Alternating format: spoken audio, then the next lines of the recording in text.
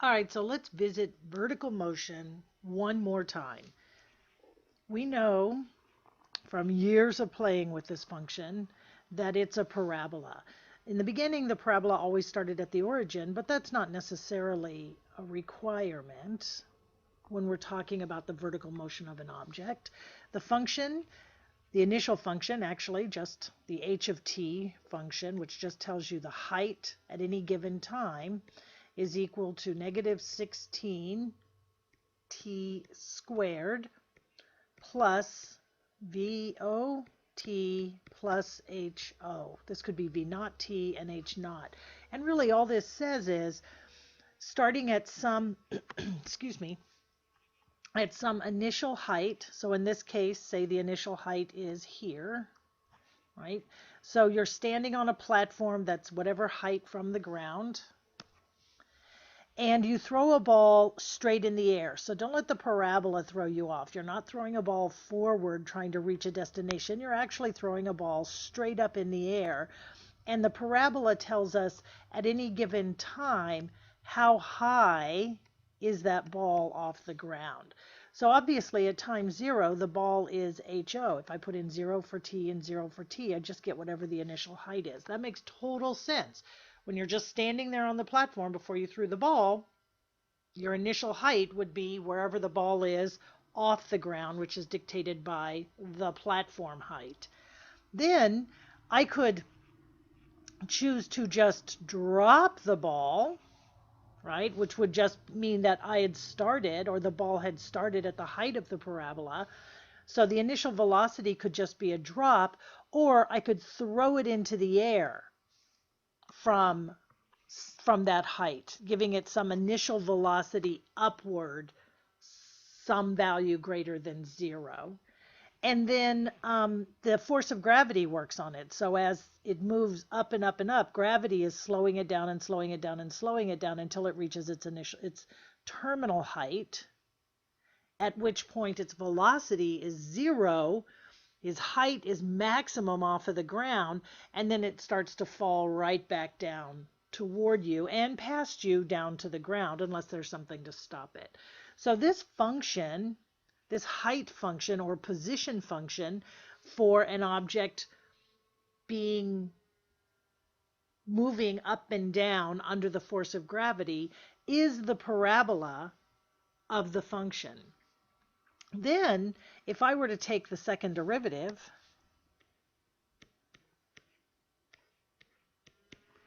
I get minus 32t plus whatever the initial velocity is. Okay, so the height now, because acceleration, the height doesn't actually matter. I just want to know what is the slope of the graph at any given point. So when I first let go of the ball, it's going as fast as it possibly can. It's going its fastest speed on the way up. But the slope of the graph slowly gets less and less steep until the slope of the graph reaches 0 when the ball has come to a complete stop. So the first derivative, which is the slope of the tangent line, tells you what is the speed the ball is traveling at any given point in its path. All right, and then lastly, the second derivative, which is just negative 32, all that is the force of gravity. All that is telling you how is the force of gravity acting on the actual ball, which pictorially on the graph tells you the rate of change from one slope to the next. So when the ball first starts to accelerate toward the ground, right, the slope is very shallow just past that curve.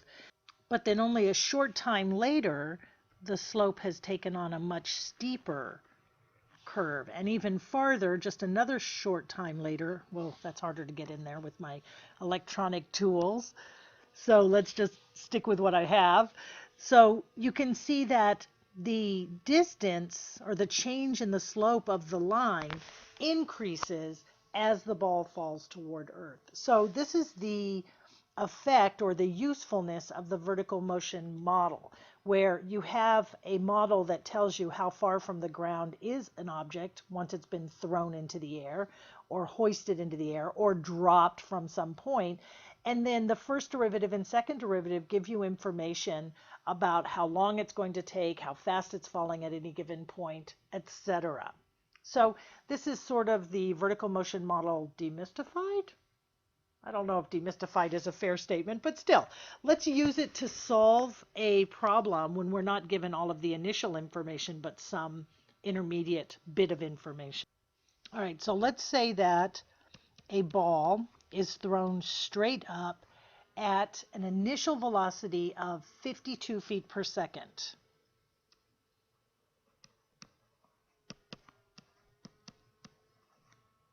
Or let's use the notation that I've already established. Let's say initial velocity equals 52 feet per second. Okay, and our initial height equals 160 feet. Okay, so if I were to sketch this out as a diagram, I could say that I am standing on a platform that is 160 feet in the air, and that I throw a ball straight up in the air at an initial velocity of 52 feet per second. So if I were to convert this to time, meaning stretch out every second the ball goes up, just actually ink that forward or inch that forward against the seconds on the x-axis, then I would have the h at given time on the y-axis, as the y-axis. And I would have a parabola that would go something like this. All right, so the ball would go up and up and up and up until it finally stopped, and it would go down, down, down until it finally hit the earth. Of course, the parabola, the function I'm talking about, continues on both sides, but negative time has no meaning to me, and time after the ball hits the ground has no meaning to me because it doesn't go farther. It doesn't get minus h from the ground. Well, it might if it's falling into a hole, but that's a whole nother ball of wax, so let's not even go there. All right, so let's calculate. We want to know what is the position function. So what we're doing is we're looking for our h of t. So we want to find h of t for this situation, and we want to know when does the ball actually hit the ground.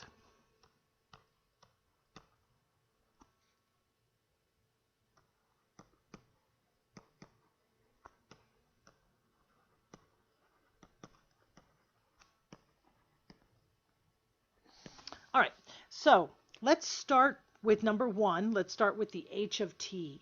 Let's look at what we know. We know that at this exact point, we have an initial velocity of 52 feet per second and an initial height of 160 feet. Well, height is our position function. So if I have the h of 0, so at time t, right? So at t equals 0 here at the origin, then I know that my height equals 160. And that's useful because my height function is the one that tells me how high off the ground an object is. And I have the velocity function. This function is our velocity function. I can say the first derivative at time 0 tells me exactly what my velocity is, and that's 52 feet per second. And I'm not going to use units while I calculate. All right, so these two pieces of information are very useful now. They didn't used to be useful to us, but they're very useful now because we know how to work backward from the answer. I used to have to be given enough information to start with my first function and calculate my derivative and then my second derivative, but now we know how to work backward. So let's work backward from our second derivative. And what is our second derivative? We know that actually the second derivative of the position function is negative 32 feet per second. So I can work backward from my second derivative to find a function that gives me my acceleration function, and then I can work backward from my acceleration function to find my initial function. So let's do that. So let's first find our acceleration function, which is the h prime of t. But we know that that is just working backward from my second derivative. So that's actually the integral of my h double prime of t, evaluated on t. But we know that the h double prime of t is a constant value, negative 32. So if I take the derivative, then I find that the h prime of t equals negative 32t plus c.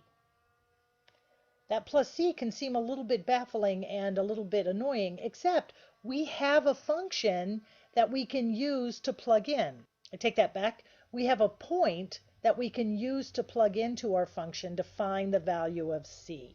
So we have the h prime of 0 equals negative 32 times 0 plus c, and we know the h prime of 0 equals 52. So then the acceleration function, h prime of t, equals negative 32t plus 52. All right, we're halfway there. We know what the acceleration at any given time is. Now, what we want to find, because that's what we're being asked to find, is h of t. Well, we also know that h of t is working backward from the first derivative. So I want the integral of my h prime of t evaluated on t.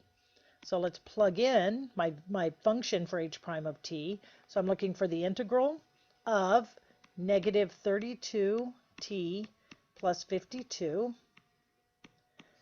And we're going to have to do a little bit of work on this one. So let's take negative 32 out. We're going to look for the integral or the antiderivative of t, plus take 52 out, and we're just looking for the antiderivative of 1 dt. So that gives me minus 32 t squared over 2 plus 52 times t.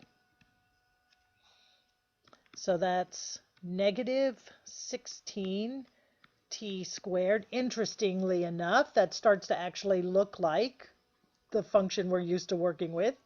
Negative 16t squared plus 52t. And that makes sense, right? 16t squared is the force of gravity. 52 is our given initial velocity. And notice the initial velocity is the second term, 52t, plus c. All we need to do at this point is figure out what is c. And obviously we have a way to do that because the h of 0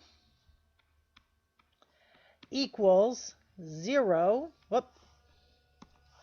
Let's go ahead and write it out so it's clear. Minus 16 times 0 squared plus 52 times 0 plus c equals, well, our initial height is 160. So that means c equals 160. So I can say that the h of t, my initial function, equals, we're going to come right back up here, minus 16t squared plus 52t plus 160. So I have my initial function. Now, I know what you're thinking at this point. You're thinking, why would I have gone through all of that? I could have just plugged in my 52 for initial velocity and 160 for initial height.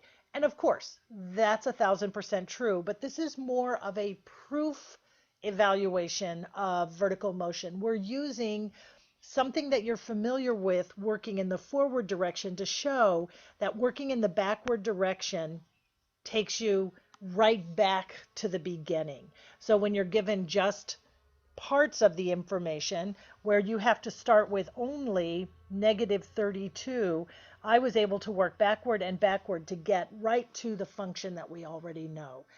Okay, so after that, we're asked to find, so we have found our h of t, obviously, right here. It's the h of t that we would have gotten in Algebra 2. It would have just been given to us instead of us deriving it. But now we want to use h of t to find out when does the ball hit the ground. So when is about time, right? And when does the ball hit the ground? The ball hits the ground when the height equals 0 in our initial function. So clearly, all we need to know is the root of h of t. So let's come back down here and start, well, let's work over here just because it gives us a little bit, keeps us a little bit closer to all the pictures we're working with. So I know now that negative 16t squared plus 52t plus 160 is my function, and I want to find where does it equal 0. And I'm clearly going to get two answers. I'm going to get a 0 over here, and I'm going to get a 0 over here. This one won't matter because we don't have negative time in the real world, so I'm only going to want the positive version or the positive root. So let's go ahead and, well, I think I'm going to do this with my calculator just because we all know how to do this stuff already. So let's clear all this out, and I'm going to go ahead. I think I'll do it off screen. I'm going to just put this in. And you can see that all I've done is typed in my function, and you didn't have to listen to all the taps against my screen that the recorder picks up. So I want to find the solutions to this function, and luckily I have a graphing calculator that lets me do that. So I can use F2. I want to solve this function for my t value. And my two solutions are, oh, I don't like these values. These are actual perfect values, but I want to, when I'm dealing in the real world, we never say, how long did it take you to get to the store? It took me root 809 plus 13 divided by 8 minutes to get to the store. That's crazy town. So let's go ahead and get the decimal version. All right, so we have t equals 5.1804 or t equals negative 1.903. This is the one we're going to throw out. And so we want to use t equals, or the ball hits the ground, also real world situations, we answer in words. The ball hits the ground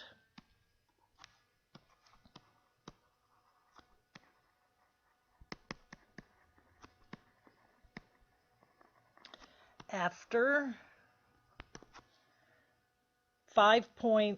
let's round up, 5.2 seconds. Or if you're taking the AP exam, you would have to say 5.180 seconds. But I'm not taking the AP exam. I'm talking in the real world. So 5.2 seconds. All right. So that's vertical motion revisited, showing you that we can work forward using Algebra 1 and Algebra 2, and then we can work backward using calculus.